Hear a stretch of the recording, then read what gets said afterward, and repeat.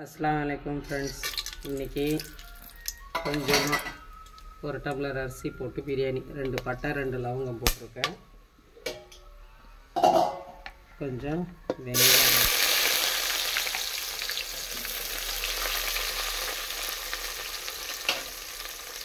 கால் kilo அரிசி தான் போட்டது கால் கிலோ அரிசி தான் போட்டிருக்கேன் கால் கிலோ அரிசி கொஞ்சம் மிச்சமாக போட்டுருக்கேன் இது செவக்கணும் நல்லா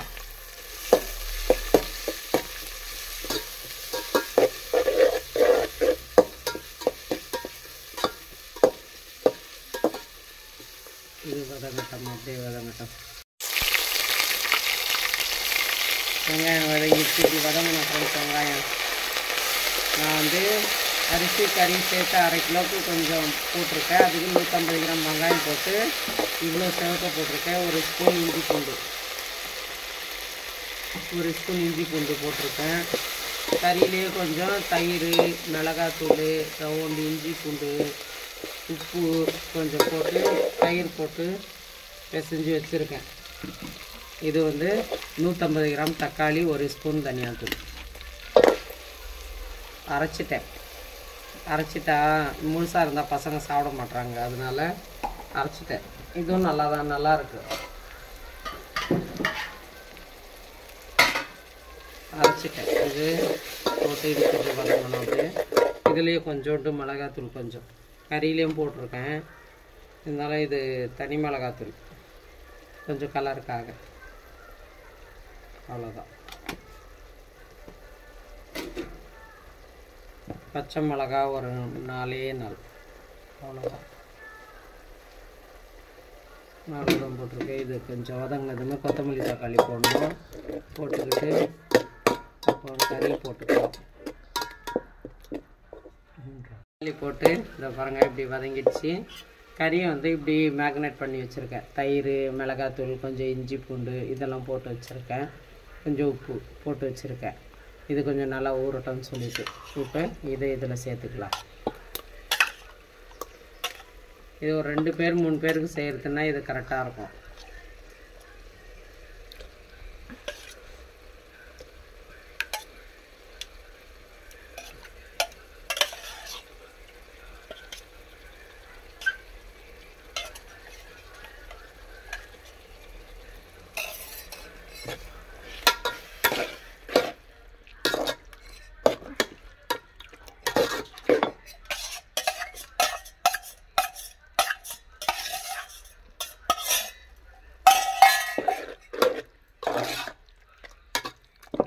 இதுலேயே கொஞ்சம் கொத்தமல்லி புதினா சேர்த்துக்கலாம்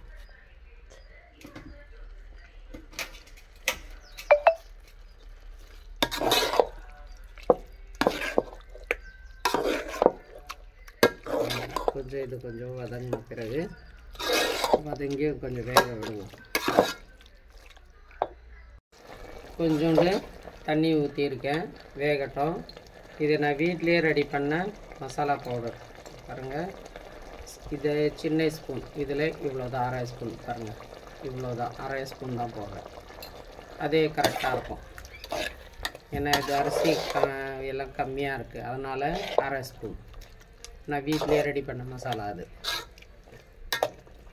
இது அப்படியே வேகட்டும் அரிசி ஒரு பக்கம் வச்சு வேகட்டும் அப்புறம் பார்க்கலாம் இப்போது ஓப்பன் பண்ணிக்கலாம் சாப்பாடு போட்டுக்கலாம் இது பாருங்கள் வடிச்சாச்சு ஃபுட் கலர் எதுவும் சேர்க்கலாம் இதில் கலர் பவுடர் போடாமல்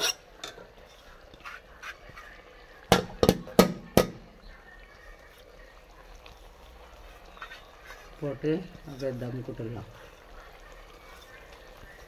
அவ்வளோதான்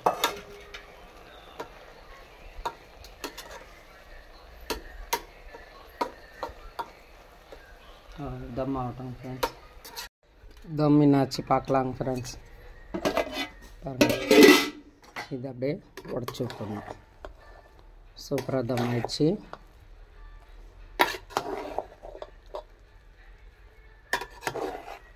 மசாலா பிரியாணி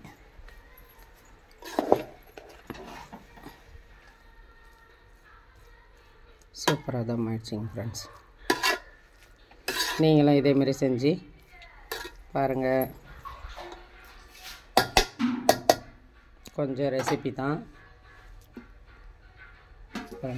சூப்பராக ஆயிடுச்சுங்க ஃப்ரெண்ட்ஸ். சாப்பிட்லாம். சாப்பாடு ரெடி ஆகிடுச்சு பாருங்கள்.